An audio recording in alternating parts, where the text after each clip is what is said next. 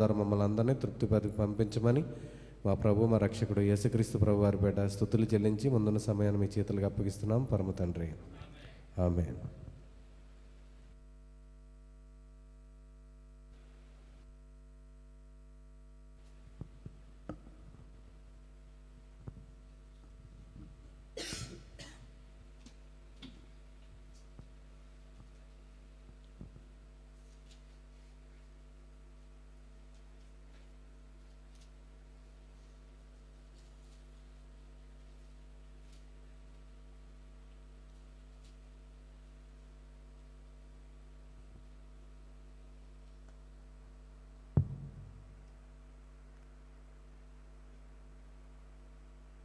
దేవునికి స్తోత్రములు. ప్రభు అయిన యేసుక్రీస్తు నామములో కూడి వచ్చిన దేవుని ప్రియులైన మీకు అందరూ కూడా వందనాలు తెలియజేస్తూ ఉన్నాను. ఈ సమయంలో దేవుని వాక్యాన్ని మనం విందాం. పరిశుద్ధ గ్రంథములో నుంచి లూకాసు వార్తలోనే మనం వర్తమానాన్ని ధ్యానం చేస్తున్నాము. చదువుకొని ముందుకు వెళ్ళి అధ్యాయం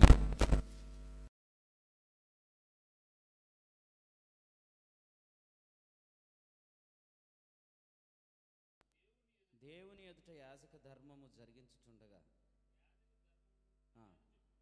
యాజక మర్యాద చొప్పున ప్రభు ఆలయములోనికి వెళ్ళి ధూపము వేయుటకు అతనికి వంతు వచ్చెను. ధూప సమయమందు ప్రజల సమూహమంతయు వెలుపల ప్రార్థన చేయుచుండగా 23 అతడు సేవ చేయు దినములు సంపూర్ణమైనప్పుడు తన ఇంటికి వెళ్ళాను. ప్రార్థన చేద్దాం. కృపగల తండ్రి, దేవునికి ఇష్టలైన యాగంగా ప్రభు మమ్మల్ని సిద్ధపరుస్తున్నారు. యేసుక్రీస్తు ప్రభు నామములో తండ్రి మీరు మమ్మల్ని బలపరుస్తున్న విధానాన్ని బట్టి స్తుతి నీ వర్తమానం మాకు అనుగ్రహించమని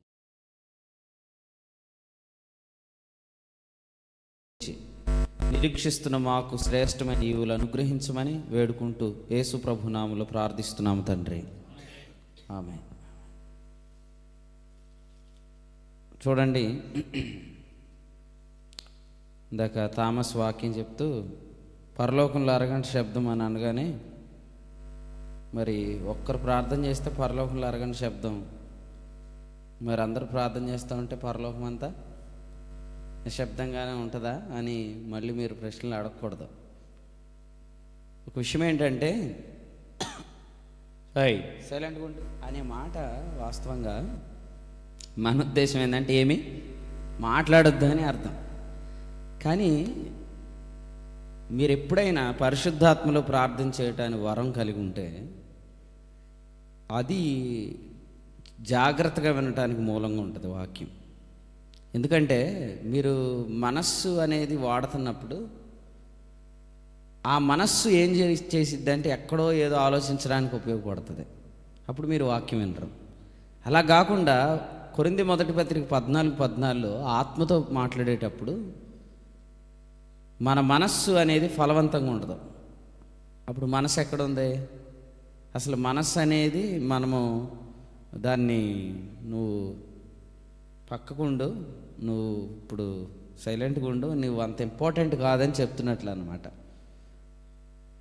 ఆ టైంలో ఇంకా మనం ఎక్కడో ధ్యాస పెట్టి ఏదో ఎక్కడో ఆలోచించే అవకాశం ఉండదు. సో నిశ్శబ్దము అంటే అర్థమైందంటే అంటే అసలు వాక్యం వినటానికి రెడీగా ఉండటం అంటే అర్థమైందంటే అసలు ఇందాక చదివి దేవుని వాక్యం ప్రియుడు చెప్పినట్లు విమోచన కొరకు కనిపెట్టడం. ఎఫెసీ 1:14 పరిశుద్ధాత్మ ద్వారా రావలసిన స్వాస్థ్యం కొరకు కనిపెట్టడం అంటే అర్థం ఏంటంటే ప్రేయింగ్ ఇన్ టంగ్స్ అన్నమాట.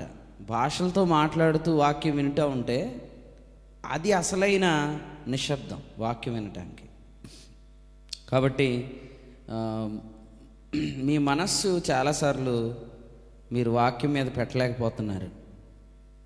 అప్పుడు మీరు ఈ వరాన్ని అపేక్షిస్తే మీరు మనస్సు అనేది వాక్యం మీద పెట్టగలుగుతారు. ఎందుకంటే ఇప్పుడు మీరు ఏదైనా మనస్సుతో ప్రార్థన చేస్తూ ఉంటే నేను చెప్తే మీకు వినపడుతుంది, వాక్యం వినపడదు. ఎందుకంటే మీరు మనసుతో పని చేస్తున్నప్పుడు ఇంకొక విషయం వినడానికి ఉపయోగపడదు. కానీ మీరు ఎప్పుడైతే ఆత్మలో ప్రార్థన చేయటం అనే అనుభవంలోకి వెళ్తారో అప్పుడు మీరు ప్రార్థన చేస్తూ ఉంటారు, వాక్యం వింటూ ఉంటారు. ఇది ది వండర్ఫుల్ ఎక్స్పీరియన్స్. ఒక విషయం ఏంటంటే కొరింథీయులకు రాసిన మొదటి పత్రిక 14వ అధ్యాయంలో మౌనముగా ఉండండి అనే మాట చాలామంది మౌనంగా ఉండమంటే నోరు మూసుకొని ఉండండి అని తీసుకుంటారు. అసలు కొరింథీయులకు రాసిన మొదటి పత్రిక 14వ అధ్యాయం చూడండి. నిశ్శబ్దము అనే మాట అంటే మౌనము అనే మాట యొక్క నిర్వచనం కూడా ఇప్పుడు మనం తెలుసుకుంటున్నాం. వీలైతే నిర్వచనం అనే పుస్తకంలో రాద్దాం దీని గురించి కూడా. కొరింథీయులకు రాసిన మొదటి పత్రిక 14వ అధ్యాయంలో ఆ రిఫరెన్స్ చదవండి. అర్థము చెప్పు వరం గురించి 27 ఏం చెప్పాడు చదవండి. 28 చదవండి. సైలెంట్గా ఉన్నావా అంటే అర్థం ఏంటి చూడు.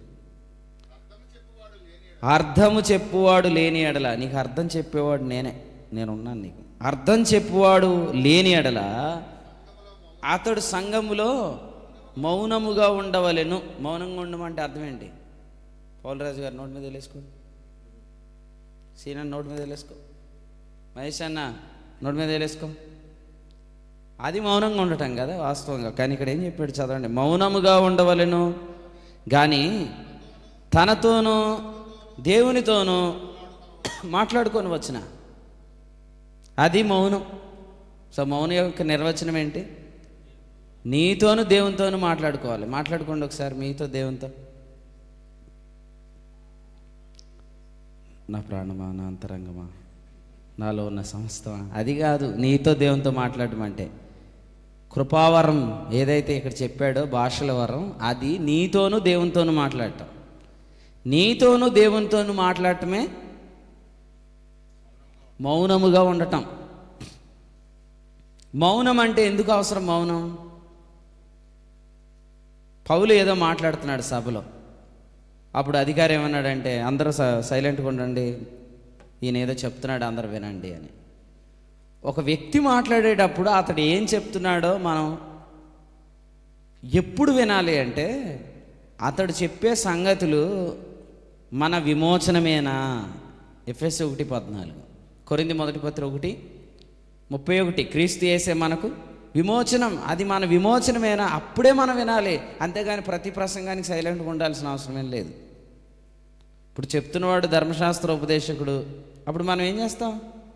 ఖచ్చితంగా మాట్లాడుకుంటూ ఉంటాం, సైలెంట్గా ఉంటాం. అంత మనం గణపరచం ఆ వ్యక్తిని. ఆ వ్యక్తి కూడా బాగా సీరియస్ అయిపోతాడు మన వైపు చూసి. ఏంటి ఇందాక థామస్ చెప్తే బాగా విన్నారు, నేను చెప్తే మీరు ఎందుకు వినట్లేదు అని అంటాడు. అంటే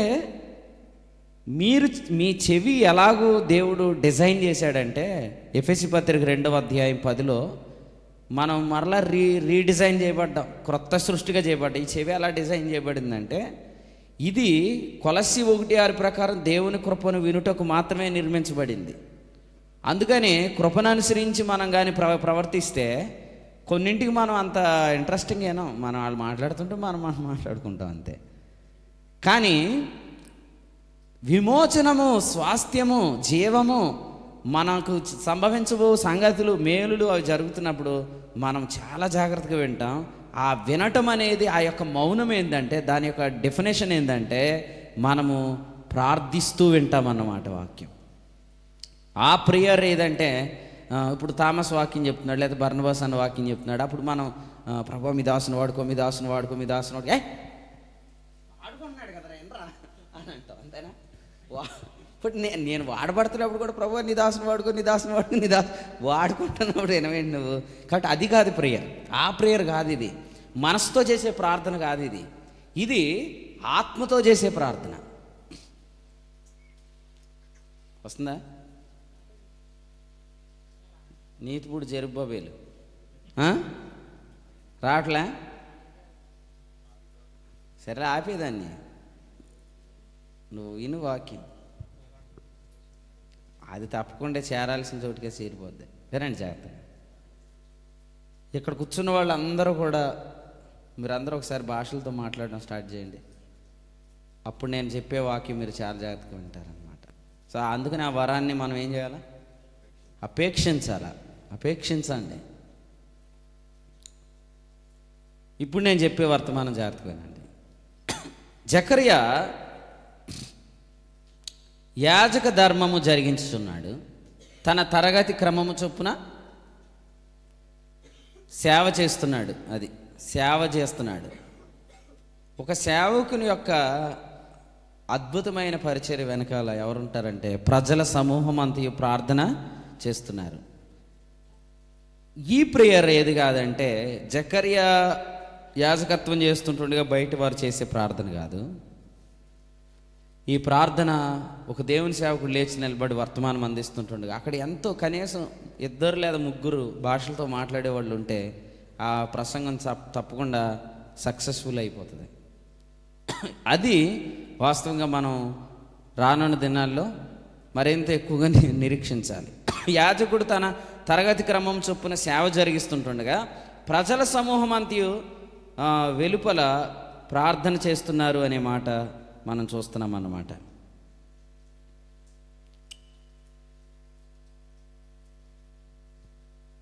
గ్రూప్లో మెసేజ్ పెట్టండి, వస్తుంది. వాక్యం తర్వాత పోస్ట్ చేస్తాం. వస్తుందా? Right, okay. వినండి. అహరోను భార్య గురించి మాట్లాడదాం మనం. అహరోను భార్య కూడా ఎలాంటిదంటే ఆయన సేవ చేస్తుంటుంటే ఈమె విజ్ఞాపనం చేసేది అన్నమాట. అలాంటి సంఘము, అలాంటి భార్య కలిగిన ఒక వ్యక్తి తన యొక్క పరిచర్య ఎంత సక్సెస్ఫుల్గా ఉంటుంది చూడండి. మీ జీవితంలో దేవుడు ఏదైతే ఇచ్చాడో అది ఎంత గొప్పదంటే, జకర్యా యొక్క భార్య, నేను ఇందాక అహరోను కుమార్తెల్లో ఒకతని చెప్పబోయి అలా చెప్పాను. జకర్యా యొక్క భార్య ఎలిజబెత్, ఆమె ఖచ్చితంగా జకర్యా యొక్క పరిచర్య కొరకు ప్రార్థించే సహోదరియే. జకర్యా లోపల యాజకత్వం చేస్తే బయట ప్రజలందరూ ప్రార్థన చేస్తున్నారు. ఈ పిక్చర్ని మనం క్రొత్త నిబంధన కోణంలో ఎలా ఆలోచిద్దామంటే, సేవకుడు దేవుని పరిచర్య చేస్తుంటుండగా అతనికి సహాయకరంగా ఉండేవారందరూ కూడా ఆత్మతో ప్రార్థన చేస్తూ ఉంటారు. అలాగే అతని భార్య కూడా ఆత్మలో ఆమె ప్రార్థన చేస్తూ ఉంటుందన్నమాట. మన ప్రభు అయిన యేసుక్రీస్తు గురించి మనం ఆలోచిస్తే హెబ్రీ 9:28 ఏముంది? ఆయన తన కొరకు కనిపెట్టుకొని ఉండువారి రక్షణ నిమిత్తం పాపము లేకుండా ప్రత్యక్షమవుతాడని ఉంది కదా. ఆయన కొరకు కనిపెట్టే సంఘం ఎవరు? బ్రైడ్ ఆఫ్ క్రైస్ట్, వధువు సంఘం కదండి. అయితే ఇప్పుడు ఆ గొర్రె పిల్ల పెండ్లి భార్య ఆయన కొరకు కనిపెడుతుందంటే ఖచ్చితంగా ఆమె ఏం చేస్తుంది? ఆయన కొరకు ప్రార్థన చేస్తుంది. అసలు యేసుప్రభు కొరకు ప్రార్థన చేయటం ఏంటి? యేసుక్రీస్తు కొరకు ప్రార్థన చేయటం ఏంటి? యేసుక్రీస్తు కొరకు మనం ప్రార్థన చేయాలా అని అంటే నేను ఇలా చెప్తాను. ఆయన కొరకు కనిపెట్టే ఈమె ప్రతి దినం కూడా లూకాసు వార్త 24:49 ఉన్న శక్తి కొరకు ఆమె కనిపెడుతుంది కదా. ఆ బ్రైడ్ ఆఫ్ క్రైస్ట్, క్రీస్తు యొక్క పెండ్లి భార్య, గొర్రెపిల్ల యొక్క పెండ్లి భార్య, ఆమె ఖచ్చితంగా ఉచ్చరింప సఖ్యము కాని మూలుగలతో మాట్లాడుతున్నది. రోమపత్రిక 8:26. అప్పుడు ప్రభు ఏదైతే చేద్దామనుకున్నాడో ఆ ప్రభు యొక్క పనిని ఈమె చాలా అద్భుతంగా చేస్తుంది. నిజంగా ఈరోజు సంఘం నిర్మించబడటానికి మూలము ఈ ప్రార్థనే. సో సంఘం నిర్మించాలన్న ఆశయం ఎవరిది? మత్తయి 16:18, ఈ బండ మీద నా సంఘమును కట్టుదును అంటే మన ప్రభు అయిన యేసుక్రీస్తు యొక్క ఉద్దేశాన్ని సఫలపరుస్తుంది ఎవరంటే ఆయన సంఘమే. కాబట్టి మీరు గమనించినట్లయితే ప్రభు అయిన యేసుక్రీస్తు పెండ్లి భార్య ఆయన పరిచర్యలో ఒక నమ్మకమైన సహకారి. బైబిల్లో ఫస్ట్ టైము పెండ్లి కుమార్తె పేరు పెండ్లి కోడలు ఏమనేశారు? సాటి అయిన సహాయం. వరుడు పేరు ఆదాము అయితే ఆదాము యొక్క పెండ్లి భార్య పేరు ఏమేశారు? సాటి అయిన సహాయం అనేసారు. ప్రభు అయిన యేసుక్రీస్తుకు ఆదాము రాబోవు గుర్తుగా ఉన్నాడు, లేదా రాబోవానికి ఆదాము గుర్తుగా ఉన్నాడు. రోమాపత్రిక 5లో మనం చూస్తాం. మరి ప్రభు అయిన యేసుక్రీస్తు భార్య ఎవరు? ఆయనకు నిజమైన సాటి అయిన సహాయం అన్నమాట. మన సహకారం ఏంటి అంటే, పౌలరాజు గారు మిరపకాయ బజ్జీలు తేవటం కాదు. చెప్పండి, మీకు అర్థమవుతుందని చెప్తున్నాను. శ్రీనన్న చేపలు తీసుకురావటం కాదు. మోదన్న చెప్పరే తేవడం కాదు.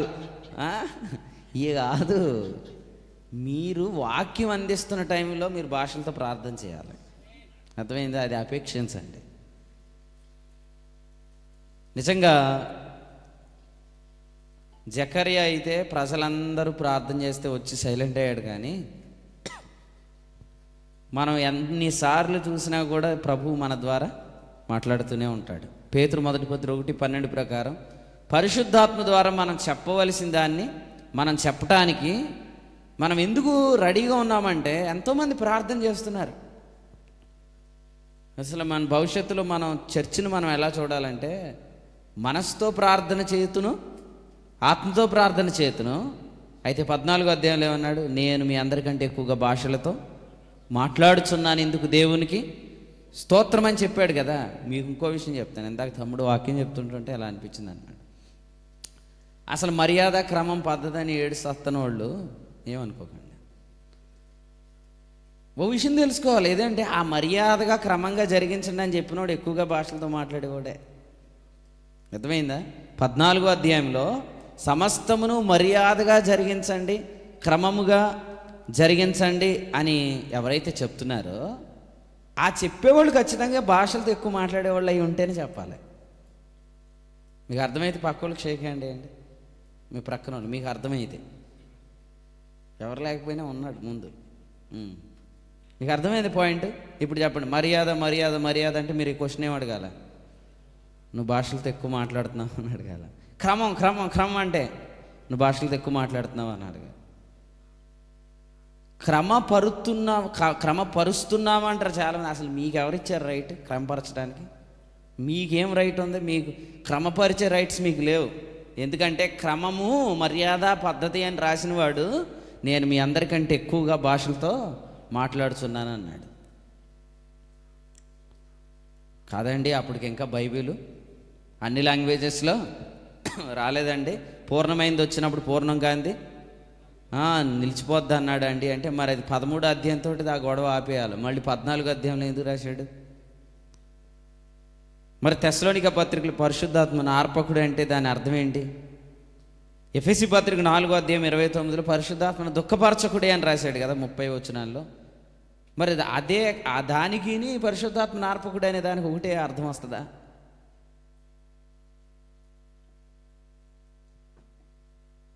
విశ్వాసము, ప్రేమ, నిరీక్షణ, ఈ మూడును చెప్పండి నిలుచును. కొరింథీయులకు రాసిన మొదటి పత్రిక 13వ అధ్యాయం 13వ వచనం. పూర్ణమైనది వచ్చినప్పుడు పూర్ణము కానిది ఖచ్చితంగా ఆగిపోతుంది కదా. ఆ పూర్ణమైనది ఏంటి? విశ్వాసం, ప్రేమ, నిరీక్షణ అనే దానిలో రోమీయులకు రాసిన పత్రిక 8వ అధ్యాయం, రోమీయులకు రాసిన పత్రిక 8వ అధ్యాయం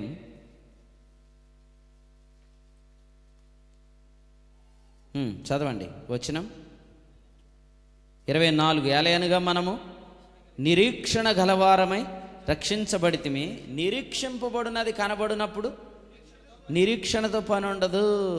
నిరీక్షణతో పని ఉండదు. నిరీక్షణతో పని ఎప్పుడు ఉండదు? 18వ వచనం, ప్రభువైన యేసుక్రీస్తు వచ్చినప్పుడు.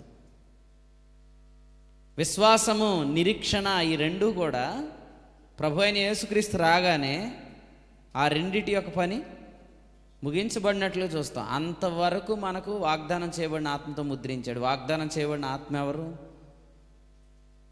వాగ్దానం చేయబడిన ఆత్మ ఎవరు? అపోస్తల కార్యాలు 1:4 ప్రకారం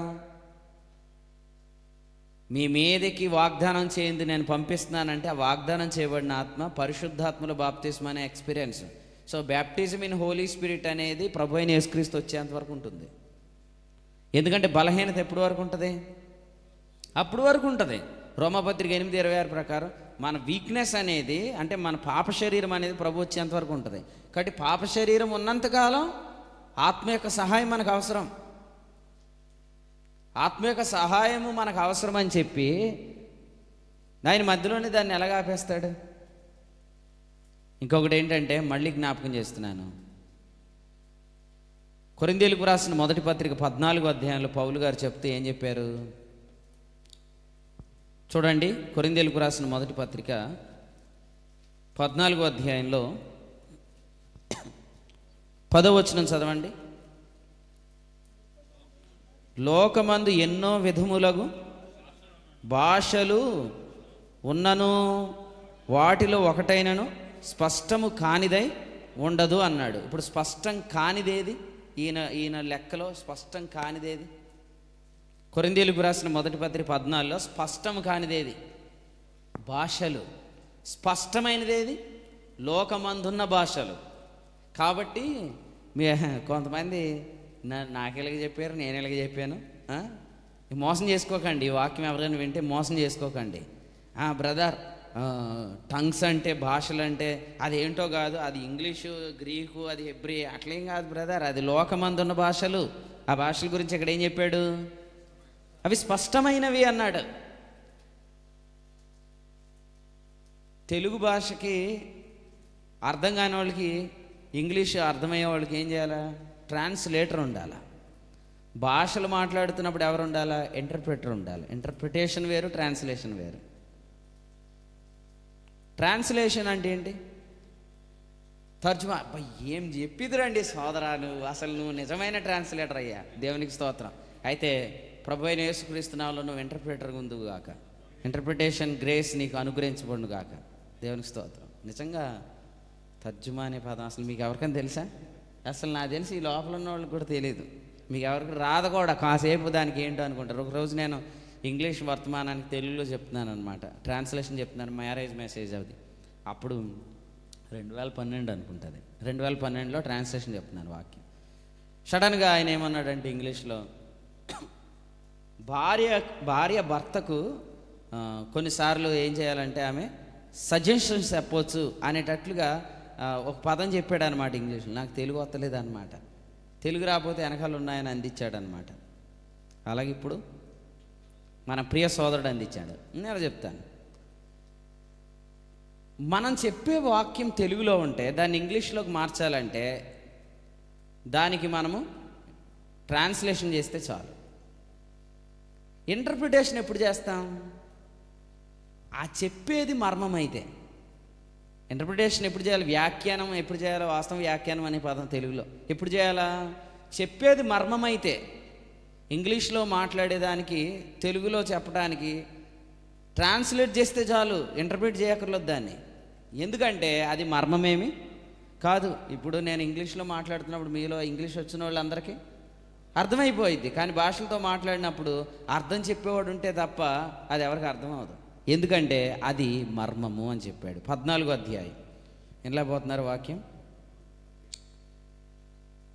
2వ వచనం చూడండి. ఎందుకనగా మాట్లాడువాడు మనుషులతో కాదు దేవునితో మాట్లాడుచున్నాడు.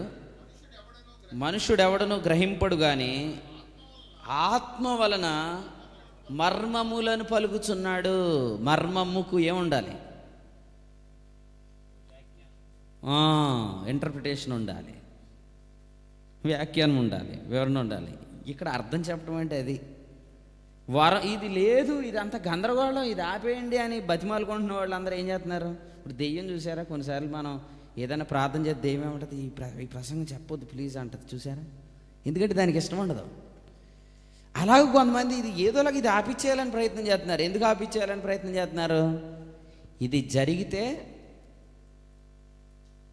ఇందాక ఉచ్చరింపు సఖ్యం కానీ అనే దానికి చెప్పనాసఖ్యం కానీ ఆయన ప్రార్థన చేసేసారు ఎవరు? కానీ అది నిజం. ఏంటి తెలుసా?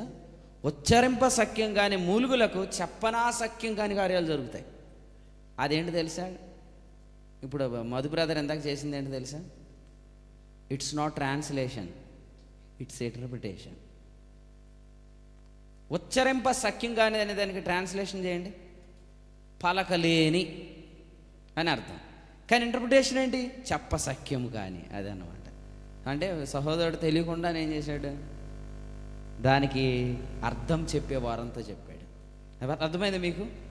మీరు తెలుసుకోండి, మర్మము అంటేనే ఆడికి భయం, సాతాను గాడికి. ఎందుకు? ఆడేమనుకుంటాడంటే ఏదైనా ఉంటే కొంచెం సింపుల్గా చెప్పొచ్చు కదా అంటాడు. చెడగొట్టేస్తావా? దేవుని మార్గములను వాడు చెడగొట్టేవాడు. అపోస్తల కార్యాలు 13వ అధ్యాయంలో ఉందండి, దేవుని తిన్నని మార్గములు చెడగొట్టుట నీవు మానవాని ఉంది. అందుకని వాడు ఏంటంటే వాడికి ఈజీగా అర్థమైతే చెడగొడతాక చూస్తున్నాడు వాడు. మర్మం అనేటప్పటికి తెలియని బాధ వచ్చేది, భయం వచ్చేది. ఎందుకంటే ఈ మర్మం అంటేనే సీక్రెట్ అనగానే ఏం మాట్లాడేసుకుంటారని కొంతమంది భయం ఉంటుంది కదా, అదే అన్నమాట ఇది. కొలసీ పత్రిక 3వ అధ్యాయం 1వ వచనం ప్రకారం వాడికి అసలు పరలోకంలో ప్రవేశం ఎందుకు లేదంటే అక్కడ ఉన్న జీవం మర్మం కాబట్టి. 3:3 కొలస్సీ 2:2 అన్నాడు, మనకు మర్మమై ఉన్న క్రీస్తు, ఆ మర్మం జీవం కాబట్టి అసలు జీవం అనే మెసేజ్ వీడు ఎంత భయపడిపోతున్నాడు వాస్తవంగా. నీతి అనగానే వాడికి అంత భయం లేదు. ఎందుకంటే నీతి అనేది క్రీస్తు లేవటంతో జరిగిన కార్యం. అయితే ఆయన ఎక్కడైతే లేచాడో అక్కడ ఆల్రెడీ అపవాదిగాడు ఉన్నాడు. యేసుప్రభు ఎక్కడ లేచాడు? ఈ భూమి మీద కదా, మృతుల్లో లేచాడు, అక్కడ ఉన్నాడు. కానీ జీవం ఎక్కడుంది? పరలోకంలో. వాడు అక్కడ లేడు. అందుకనే వాడికి నీతి అనేది మర్మం కాదు, జీవం అనేది మర్మం. అందుకని మర్మం అన్నప్పుడల్లా వాడికి టెన్షన్ వచ్చేసిద్ది. 10 సార్లు మర్మం అనండి మీరు. 4కే వదిలేరంటే అండి. దేవునికి స్తోత్రం. మర్మములను పలకాలి. ఇప్పుడు చూడండి, నేను ఇలా జ్ఞాపకం చేస్తాను. అపోస్తల కార్యాల గ్రంథంలో 20వ అధ్యాయం దగ్గరికి వద్దాం. అపోస్తల కార్యాల గ్రంథం 20వ అధ్యాయం 7వ వచనం చదువుదాం. ఆదివారమున మేము రొట్టె విరుచుటకు కూడినప్పుడు పౌలు మరునాడు వెళ్ళనై ఉండి వారితో ప్రసంగించుచు అర్ధరాత్రి వరకు విస్తరించి మాట్లాడుచుండి. అర్ధరాత్రి అంటే టైం ఎంత? 12 వరకు వాకింగ్ చెప్తున్నాడు ఆయన. ఏ ప్రసంగికుడు? నేను మీ అందరికంటే ఎక్కువగా భాషలతో మాట్లాడుచున్నానని ఆయన. రైట్. నెక్స్ట్ వచనం 11వ వచనం. అతడు మరలా పైకి వచ్చి రొట్టె విరిచి పుచ్చుకొని అర్ధరాత్రి వదిలేస్తాడు అనుకోకండి బాబా, తెల్లారేదాకా చెప్తాడయ్యా బాబా. తెల్లవారు వరకు విస్తారంగా సంభాషించి బయలుదేరాడు. బాబు ట్రైన్ టైం అవుతుంది వెళ్ళిపోనాయన అంటే వెళ్ళిపోయినట్టున్నాడు అంతే. నేను దీని గురించి ఆలోచిస్తున్నప్పుడు నాకు ఇలా అనిపించింది, ప్రభు కృపను బట్టి చెప్తున్నాను. అసలు ఈ పౌలు గారు ఈ అధ్యాయంలో చెప్తున్న మెసేజ్ దేని గురించి అని అంటే, రొట్టె విరిచే కూడికలో రొట్టె విరిచే కూడిక తర్వాత అందించే మెయిన్ మెసేజ్ ఉంది కదా ఇది. ఇప్పుడు ఈయన ఏ మెసేజ్ చెప్పుంటాడంటే ఖచ్చితంగా అది కొరింథీ మొదటి పత్రిక 11లో రొట్టె విరుచుట గురించి రాసిన చాప్టర్ ఏంటి? నెక్స్ట్ చాప్టర్ కృపావరాలు. కాబట్టి ఈయన ఇక్కడ కృపావరాల గురించి చెప్తున్నాడు. కృపావరం గురించి మాట్లాడడం స్టార్ట్ చేస్తే తెల్లవారు వరకు మాట్లాడాడు. ఆ సమయంలో ఐతుక్కు ఏం చేస్తున్నాడు చెప్పండి? ఆ టైంలో ఐతుక్కు ఏం చేస్తున్నాడు?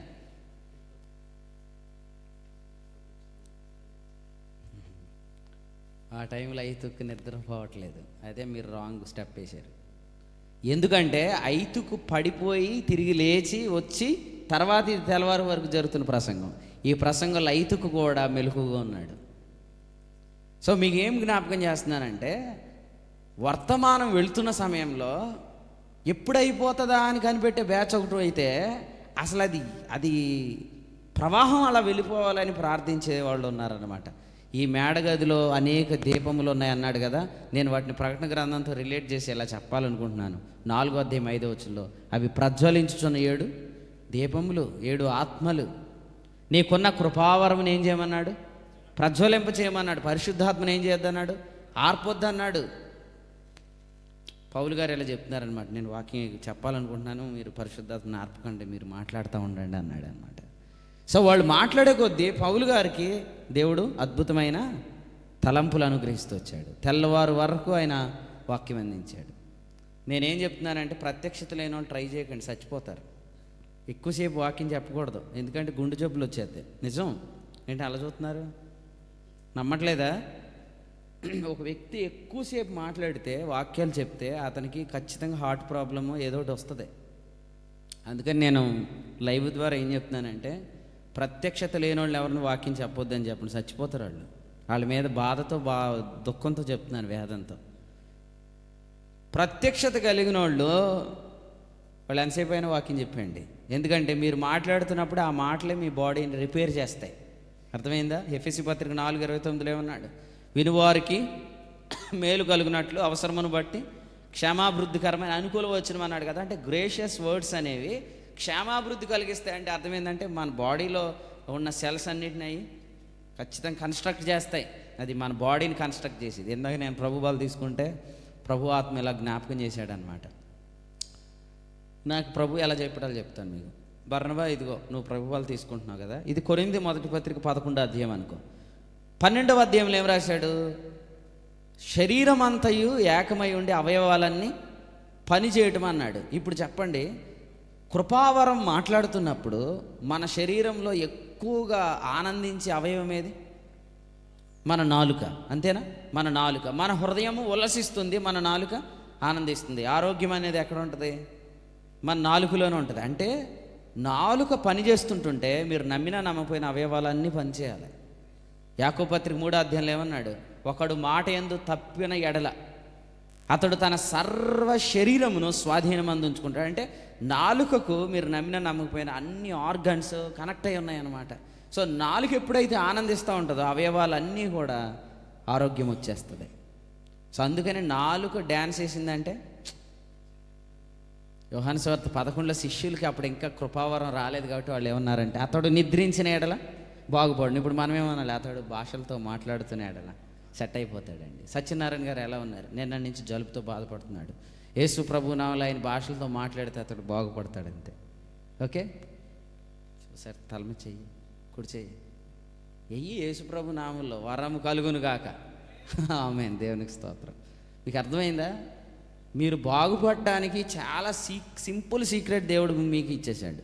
మీరు అందుకనే నాలుకను గంతులేపించాలన్నమాట. నాలుక గంతులేస్తుంటుంటే అవయవాలన్నీ ఆరోగ్యం వస్తుంది అన్నమాట. అందుకనే ఒక్కోసారి జలుబు, తీవ్రత, నీరసం, ఇవన్నీ ఉన్నప్పుడు అట్లా పడుకొని ఉండగానే దుప్పటి మొత్తం కప్పేసి భాషలతో మాట్లాడుతూ ఉండండి, అంతే. ప్రభు మొత్తం మిమ్మల్ని లేపి నిలబెడతాడు. దానికి థామస్ నేను చెప్పాడు కదా ఉదాహరణ, నేను కూడా ప్రత్యక్ష సాక్షినే. ఎందుకంటే నేను హైదరాబాద్లో వెళ్ళిన వెంటనే సంగారెడ్డి మెసేజ్ అయ్యి వచ్చినప్పటికీ ఉదయం చాలా తీవ్రంగా ఉందన్నమాట. అసలు నేను ఎన్ని తుమ్ములు తుమ్మాను నాకే తెలీదు. ఉచ్చరింప సఖ్యం కానీ అన్నట్టు లెక్కింపు సఖ్యం కానీ అది ఆకాశ నక్షత్రంలో వచ్చినాయి అన్నమాట. అసలు నేను ఇంక నిలబడి వాక్యం చెప్తాను అనుకున్నాను, కానీ దేవునికి స్తోత్రము, నేను సికింద్రాబాద్లో చెప్పిన వర్తమానం వినండి, మీకు అర్థమవుతుంది. ప్రభు నన్ను స్వస్థపరిచాడు. అప్పటికే తిరిగి రాత్రి నేను మళ్ళీ డ్రైవింగ్ చేసుకుంటూ వచ్చాను. ఉదయం నుంచి మాట్లాడుతున్నాను, నాకు జలుబు లేదు, నీరసం లేదు. అసలు మీరు కూర్చుంటారంటే తెల్లారిదాకా చెప్పేస్తాను వాక్యం. నవ్వుతున్నారు కానీ చెప్పు అంటే చూసారు వీళ్ళు. అంటే వీళ్ళు ఎవరు కూడా ప్రజల సమూహం అంతా వెనక వెలుపల నిల్చుండి, మా సేవకుడు తొందరగా ఆపు చేయాలి ప్రభు, నువ్వు వర్షం ఆపిపోయిన పర్లేదు, ఈ ప్రసంగం ఆగిపోనుగా వేసినామని అన్నమాట. పౌలు తెల్లవారు వరకు విస్తారంగా మాట్లాడుతున్న సబ్జెక్ట్ ఏంటంటే అది ఖచ్చితంగా కృపావరమే. నేను నమ్ముతున్నానండి, మీరు నమ్ముతారు నమ్మరు నాకు తెలియదు, కానీ ఆ మేడగదిలో ఎవ్వరు ఒక్కరు కూడా నిద్రపోయి ఉంటారు ఆయన వాక్యం చెప్తుంటే. ఎందుకంటే ప్రజల సమూహం అంతయు వారు ప్రార్థన చేస్తున్నారు. ఆ ప్రార్థన ఏది? ఆత్మతో ప్రార్థించుట. అసలు యోధా రాసిన పత్రికలో దీన్ని చెప్పాడనమాట. చూద్దాం రండి, యోధా రాసిన పత్రిక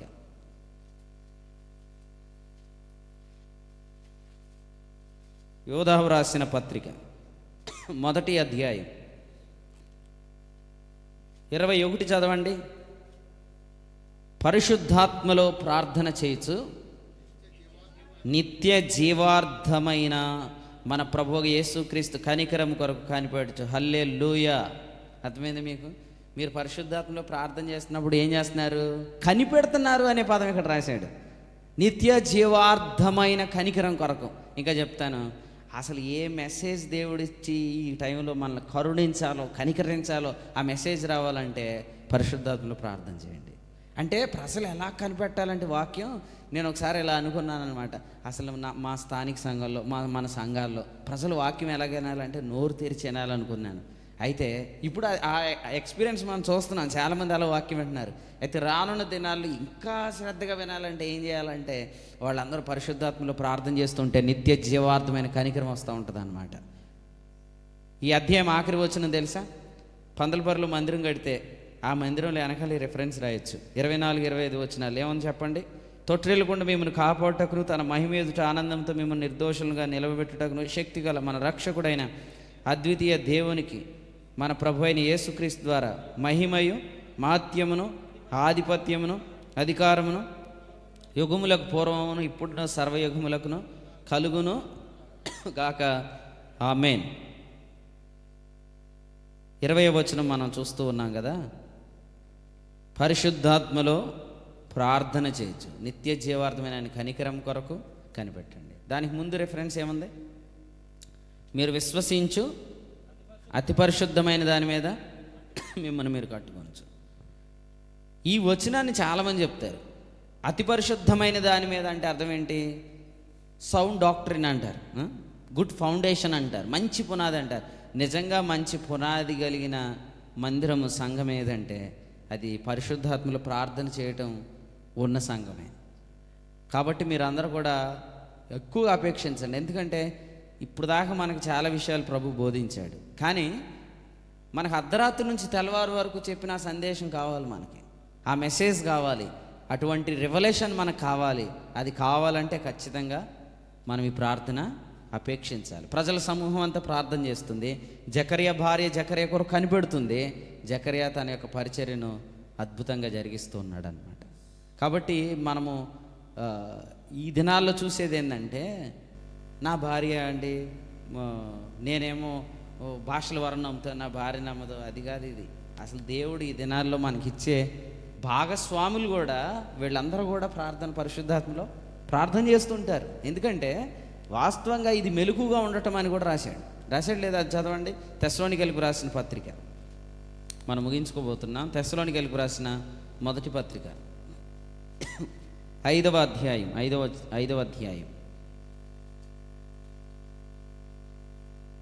చదవండి. వచనం 19. ఆత్మను ఆర్పకుడి, ప్రవచించుటను నిర్లక్ష్యము చేయకుడి. నెక్స్ట్ 15వ వచనంలో ఏం రాశాడు? ఎడతెగక ప్రార్థన చేయుడి. దీనినే ఎఫెసీయులకు రాసిన పత్రికలో రాసినప్పుడు ఏం రాశాడు చూడండి. 5వ అధ్యాయము, తెస్సలోనిక మొదటి పత్రిక 5వ అధ్యాయంలో కూడా ఉంది, అది కూడా చదువుదాం ఒక నిమిషం. తెస్సలోనికీయులకు రాసిన మొదటి పత్రిక 5వ అధ్యాయంలో ఏం రాశాడు? మొదటి నుంచి మనం చదువుకుంటూ ఉంటే 5వ వచనంలో ఏమన్నాడు? మీరందరూ వెలుగు సంబంధులు, పగటి సంబంధులు. 6వ వచనం, కావున ఇతరుల వల్లే మీరేం చేయొద్దు, నిద్రపోవద్దు. ఎలా ఉండొద్దు అన్నాడు? మత్తులుగా ఉండొద్దు అన్నాడు. ఎలా ఉండొద్దు అన్నాడు? మత్తులుగా ఉండదు. నిద్రపోతే యేసుప్రభు వచ్చినప్పుడు ఎత్తపడతావా? మహేష్ అని అన్నాడు, సీని గారు ఏంటాడు బాబు అంటాడు. నిద్రపోచున్నా మెలుగుగొన్న ప్రభు వచ్చినప్పుడు ఎత్తపడతాం. అయితే మెలుగుగొన్నవారు ఎవరు? ఆయన కొరకు కనిపెడుతున్నవారు. ఆయన ఎవరి కొరకు రాబోతున్నాడు? తన కొరకు కనిపెట్టుకునే వారి కొరకు రాబోతున్నాడు. నిద్రపోయే వాళ్ళందరూ కూడా ఉంటారు, కానీ వారి కొరకు ఆయన రావట్లే. ఏమనుకోకండి, ఇది అర్థమయ్యేది చెప్తాను. భోజనానికి ఒకరిని పిలిస్తే మనం 10 మందిని వేసుకెళ్తాం కదా. వాస్తవం పిలిచింది ఎవరిని? అందుకని మిగిలిన వాళ్ళు ఏమంటారు, రే ఎందుకు లేరా నువ్వు వెళ్తానరా. మళ్ళీ ఆడు చూడు, ఆడు స్వీట్ వేసినప్పుడు నిన్నెవడు పిలిచాడు రా. మళ్ళీ వీడు పిలవకుండా వచ్చి కూడా అక్కడ ఏం చేస్తాడు, ఏయ్ ఫ్రై అయ్యలేదేంట్రా అంటాడు కదా. అప్పుడు ఆడు ఫ్రై చేసేవాడు, రే నువ్వు అసలు పిలవకుండా. నిజంగా అసలే ఆ దినం చాలా అవమానం కొంతమందికి. ఎందుకంటే heaven is not waiting for them.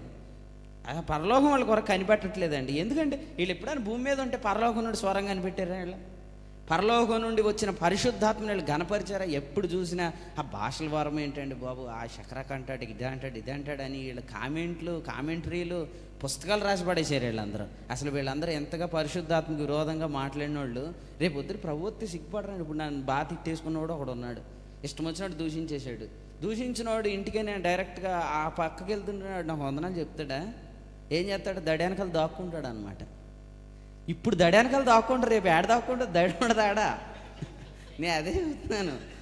కొండల వైపు చూసి, గుహల వైపు చూసి, అంటే ఉగ్రత దినానికి మమ్మల్ని కాపాడమనేమో భూమి, ఇక్కడేమో ఉండిపోయిన అవిశ్వాసాలు చెప్తారంట ప్రకటన గ్రంథం 6వ అధ్యాయంలో. మరి అక్కడ కొండలు ఉంటాయా? అప్పుడు ఎవరి చోటని దాక్కోవడానికి ఉండదు. అమ్మ చోటని ఏదో దాక్కొని, అమ్మ యేసు ప్రభు వాళ్ళు ఏం అడుగుతారు, నాకు భయమే హెత్తుందని అంటే చేతరబా. ఇక్కడ నువ్వు అమ్మ కొడుకు బంధం ఏమి ఇక్కడ లేదు. అమ్మ కొడుకు బంధం ఇక్కడ ఉంటే ఏమైద్ది? పరలోక తండ్రికి నేను కూతురుని అయితేను, నువ్వేమైతే మనవడు అవుతావు. తండ్రికి మనవళ్ళు ఉంటారా? ఉండరు. కాబట్టి నీ లెక్క నువ్వే చెప్పుకోవాలని. అప్పుడు మృత్యుంజయరాజు ఒకసారి కుక్కలు తరిమేస్తున్నాయని వాళ్ళ అమ్మని పిలిపించుకొని అమ్మ చేయం కట్టుకొని వెళ్ళాడు. ఇప్పుడైతే ధైర్యంగా వెళ్తున్నాడులే అండి. మళ్ళీ మృత్యుంజయరాజుని ఏమన్నా అంటే ఫాలోవర్స్ ఫీల్ అవుతున్నారు, నేను ఎక్కడ ఆపుతానేక. ఇప్పుడు రేపొద్దుట తల్లి చోటనే దాక్కునే అవకాశం లేదు. ఎవరి లెక్కలు చెప్పుకోవాలి. ఏమో అర్థమైంది మీ ఇద్దరికి? మీ మమ్మీ మీ గురించి ఏం లెక్క చెప్పదు, మీ ఇద్దరు లెక్క మీరు దేవుని దగ్గర చెప్పాలి. నిహాల్ గ్లోరీ అర్థమైందా? మీ డాడీ, ముఖ్యంగా మీ మమ్మీ కాదు, మీ డాడీ క్రీస్తు న్యాయపీఠం మీద నీ లెక్క చెప్పండి, నీ లెక్క నువ్వే చెప్పుకోవాలి. మిల్కీ నువ్వు కూడా అంతే, మీ డాడీ. ఓకే, ఎవరి లెక్క వాళ్ళు చెప్పుకోవాలి. ఏంటి అటు చూస్తున్నారంటే? ఆయన ఒప్పుకుంటాడు లేదని, ఆయన అప్పుడు ఒప్పుకుంటాడేక, మహిమ శరీరం కదా అది. ఎవరి లెక్క వాళ్ళు చెప్పుకోవాలి. అందుకని నేను ఏమంటున్నానంటే మెలుగుగా ఉందాం, భక్తులు ఉండొద్దు, నిద్రపోవద్దు. మెలుగుగా ఉండటం అనే దానికి డెఫినేషన్ ఏంటంటే ఆత్మపూర్ణులై ఉండి, ఆత్మను ఆర్పకుడి. ఇవన్నీ మీనింగ్స్ ఏంటంటే పరిశుద్ధాత్మలో ప్రార్థన చేస్తూ నిద్రపోయాడు అన్న రిపోర్ట్ ఎక్కడ ఉంటుంది?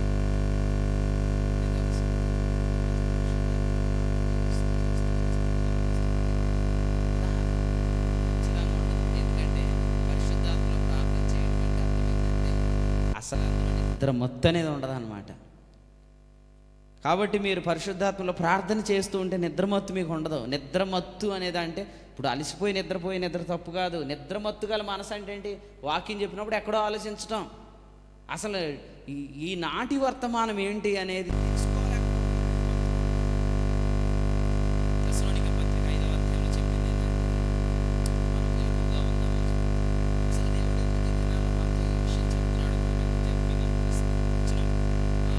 8 చదవండి. మనం పగటి వారమై ఉన్నాము కనుక మత్తులమై ఉండగా విశ్వాస ప్రేమలను కవచం అనేది రక్షణ నిరీక్షణను శిరస్త్రాణం. కవచం మనం ఎక్కువగా మన మెసేజ్లో హైలైట్ చేసేది నీతి అను మహిమను అని. ఇక్కడ ఏమన్నా విశ్వాస ప్రేమలు కాదు. ఇక్కడ ఏమన్నా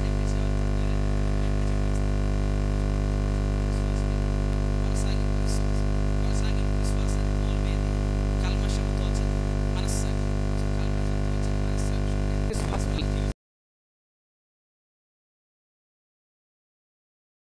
విశ్వాస ప్రేమలను కవచం అన్నాడు. రెండవది రక్షణ నిరీక్షణను శిరస్త్రాణం. మన వర్తమానాలు చాలా క్లియర్గా చెప్పేది ఏంటంటే ప్రభు వస్తాడు, ఉగ్రత దినం తప్పించుకుంటాం, మహిమ శరీరం ధరించుకుంటాం, క్రీస్తు న్యాయపీఠం ఉంది. ఈ 3 మనం అద్భుతంగా చెప్తాం. కాబట్టి అందుకనే ప్రభు మనకి ఇచ్చిన అనదర్ గిఫ్ట్ ఏంటంటే మెలుగుగా ఉండడి అనే దాని యొక్క నిర్వచనం ఏంటంటే పరిశుద్ధాత్మలో ప్రార్థన చేయండి. పరిశుద్ధాత్మలో ప్రార్థన చేయండి. సర్వాంగ కవచంలో కూడా పరిశుద్ధాత్మతో ప్రార్థన చేయొచ్చు అనేది ఏంటంటే కనిపెట్టడం. నిత్య జీవార్థమైన ఆయన కనికరం కొరకు కనిపెట్టడం. ఇప్పుడు చెప్పండి, కనిపెట్టేవాళ్ళు ఎక్కువగా ఉంటే ఏం చేయొచ్చు? తెల్లవారు వరకు విస్తరించి సంభాషించవచ్చు. అర్థమైందండి? కాబట్టి మీరు అందరూ కనిపెట్టట్లేదు కాబట్టి నేను ముగిస్తున్నాను. ఒక మాట చదివి ముగిస్తాను. ఓకే, అపోస్తల కార్యాల గ్రంథం. మీరందరూ కనిపెడుతున్నారు, అయినా కూడా కనిపెట్టేవాళ్ళ సంఖ్య ఎక్కువ ఉందంటారు బాబా అని భయపడేవాళ్ళు ఉంటారు. అపోస్తల కార్యాల గ్రంథం 20వ అధ్యాయం. రైట్, ముగించుకునే ముందు ఈ మంచి సంగతిని మీకు జ్ఞాపకం చేస్తున్నాను. మీ అందరూ దయచేసి ఈ వరాన్ని ఎక్కువగా అపేక్షించి రాత్రి కాసేపు మీరు వెళ్తున్నప్పుడు ప్రార్థన చేస్తూ ఉండండి, అడగండి ప్రభుని. ఇప్పుడు మనం వచనం 28 చదువుదాం. అపోస్తల కార్యాలు 20:28. దేవుడు తన స్వరక్తం ఇచ్చి సంపాదించిన తన సంఘమును కాయుటకు పరిశుద్ధాత్మను ఉంచెను, ఆ యావత్తు మందను గూర్చి మీ మట్టుకు మిమ్మును గూర్చి జాగ్రత్తగా ఉండుడి. ఈ వచనంలో సంఘం పట్ల చాలా బాధ్యత కలిగి సంఘాన్ని జాగ్రత్తగా చూసుకోండి అని చెప్పి ఇంత బాధ్యత ఈయన ఎందుకు అప్పగించాడు? ఎందుకంటే ఆయన కృపావరం కలిగినోడు కాబట్టి కృపావరం కలిగిన వాళ్ళు ఖచ్చితంగా వాళ్ళు ఆలోచించే నెక్స్ట్ మెసేజ్ ఏంటంటే సంఘము క్షేమంగా ఉండాలి, సంఘానికి కాపుదల కలగాలి. వంకర మాటలు పలికేవాళ్ళు ఉన్నారు, ఈడ్చుకొని వెళ్ళిపోయే వాళ్ళు ఉన్నారు, వారి నుంచి సంఘం కాపాడబడాలి అని వారు కోరుకుంటారు. కాబట్టి ప్రభువు వల్ల కృపావరం సంఘక్షేమాభివృద్ధి, ప్రభువు వల్ల కృపావరం సంఘక్షేమాభివృద్ధి. పౌలు గారు ఎఫెసీ సంఘం గురించి ఇక్కడ మాట్లాడుతున్నాడు. తిమోతితో మాట్లాడితే ఏమన్నాడు? నేను వచ్చే వరకు నువ్వు ఎఫెసీలో నిలిచి ఉండాలి, విశ్వాస సంబంధమైన ఈ దేవుని ఏర్పాటు వివాదములతో కాక అని చెప్పాడు లేదా? ఎక్కడ? తిమోతి పత్రిక 1:3 ఏం చెప్పాడు? నువ్వు ఎఫెసీలో నిలిచి ఉండాలి అంటే సంఘం యొక్క క్షేమాన్ని విచారించడం అనేది వరంలో నుంచి మనకు కలిగిద్ది అనమాట. సంఘ క్షేమాన్ని విచారించడం అంటే ఏం చేయాలా? సంఘానికి ఏ టైంలో కావాలో ఆ మెసేజ్ మనం మాట్లాడగలగాలి. అది మనకెలా తెలిసిద్ది? ఆదివారం అవుతుంది ప్రసంగం ఒకటి చెప్పాలి కాబట్టి అని ప్రిపేర్ అయిన వాడికి రైట్ టైం మెసేజ్ రాదు. అసలు రేపు సంఘంతో ఏం మాట్లాడాలో అద్భుతంగా పడాల్సింది పడాలి అక్కడ కదా. కీబోర్డ్ ప్లే చేసినప్పుడు మనం ఏం చేస్తాం? అపశృతి పడకుండా కరెక్ట్గా శృతికి కరెక్ట్గా దాన్ని అక్కడ మనం ప్లే చేస్తాం. కార్డు కూడా ప్లే చేస్తాడు థామస్ అయితే. అంటే దీని అర్థం ఏంటి?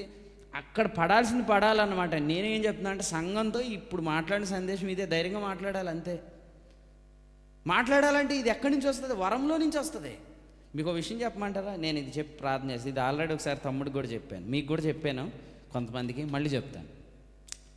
పౌలు పత్రికలు నచ్చుతున్న వాళ్ళకి నచ్చంది ఏంటి? భాషల వరం కదా. అసలు విషయం ఏంటంటే ఈ ప్రసంగాలు ఈ పత్రికలన్నీ ఆ వరం యొక్క ఫలాలు. అందుకనే జనాలు ఎలా తయారంటే కాయలు తిని చెట్టు మీద ఉమ్మేసేవాళ్ళుగా అయిపోయారు. మీకు అర్థమైందా? కాయలు తినేసి దాని గురించి మాత్రం వీళ్ళు రాయాల్సిన చెడ్రాతలను రాసేసారు. ఈ పుస్తకాలన్నీ రేపు పొద్దున ఏమవుతాయి? ఎఫెసీలో మంత్రజ్ఞులు వారి యొక్క మాయ మంత్రాలు చేసేవాళ్ళందరూ వాళ్ళ పుస్తకాలు తెచ్చి అక్కడ తగలేసేసారు కదా.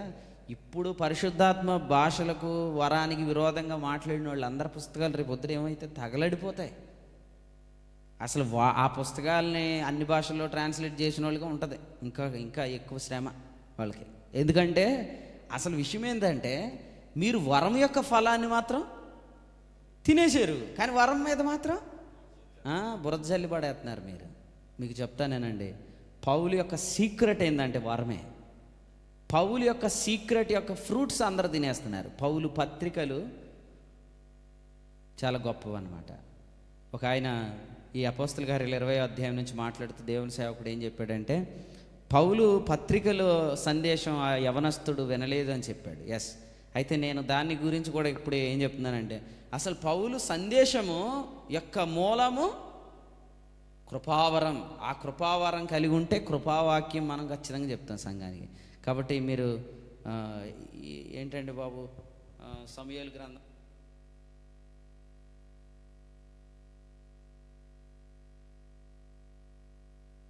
భయపడకండి, దేవుడు మొత్తం ఎక్కడెక్కడ ఉన్నాయన్నిటినీ తీసుకొస్తాడు. మీరు పాములను ఏం చేస్తారన్నాడు?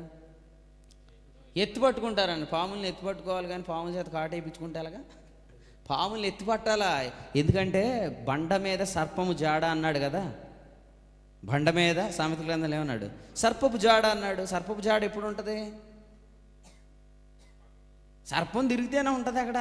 సర్పపు జాడ ఎందుకు చూస్తాం మనం? అరే సర్పపు జాడ ఏం పొందరా, భలే డిజైన్ వచ్చిందని అనుకుంటామా? ఇక్కడ పాము ఏదో తిరుగుతుంది, దాన్ని ఎత్తి పట్టాలి, మనం పట్టుకోవాలి దాన్ని.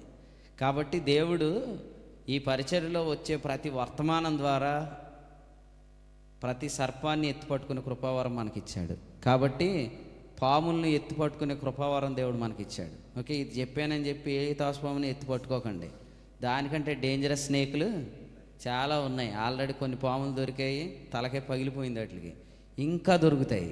ఎందుకు దొరుకుతాయి అంటే మీరు గమనించండి, దేవుని వర్తమానము వస్తున్నప్పుడే పాముకి చాలా వేదన ఉంటుంది. మీకు అర్థమైందా? వాక్యం విడుదలవుతున్నప్పుడే దానికి చాలా వేదన ఉంటుంది అన్నమాట. కానీ వేదన పడుతుందని దాని మీద జాలి పడకూడదు. ఎందుకంటే దానివల్ల ఫ్యూచర్లో కూడా కొంతమందికి అది ఖచ్చితంగా కాటు వేసిద్ది. ఇస్కరియోతు యోధాని కాటు వేసేసిన తర్వాత యోధా వచ్చి కూడా ఎక్కడ కూర్చున్నాడు? రొట్టె విరిచే కొడుకులో కూర్చున్నాడు. కానీ వాడికి మహావేదనగా ఉంది అక్కడ. ఎందుకంటే యేసుప్రభు డైరెక్ట్ మెసేజ్ ఏంటి? నువ్వు చేయుచున్నది త్వరగా చెయ్యి అన్నాడు. సత్యనారాయణ అంకుల్ వైపు చూసి మీరు చేయుచున్నది త్వరగా చేయండి అంటే అర్థం ఏంటి? 5 గంటల మీటింగ్ 4:30 స్టార్ట్ చేసేస్తాడు ఈయన. అలా కాకుండా ఇస్కరియోతు యోధా కళ్ళలో కళ్ళు పెట్టి నువ్వు చేయుచున్నది త్వరగా చేయమంటే ఎలాగుంటుంది? తట్టుకోలేము అది. అందుకని తట్టుకోలేక కొంత వెళ్ళిపోతారు. నేనేమంటానంటే నువ్వు వెళ్ళిపోవటమే నాకు కూడా కావాలి. ఎందుకంటే ఇప్పుడు దేవుని కుమారుడు మహిమపరచబడి ఉన్నాడు. నిజంగా ఈ పరిచర్లో దేవుని ఆత్మ గొప్ప కార్యాలు జరిగిస్తాడు. మీరు అందరూ చూస్తూనే ఉండండి. మినిస్ట్రీ ఆఫ్ లైఫ్ జీవ పరిచర్లు మీరు చూస్తూనే ఉండండి, వింటూనే ఉండండి.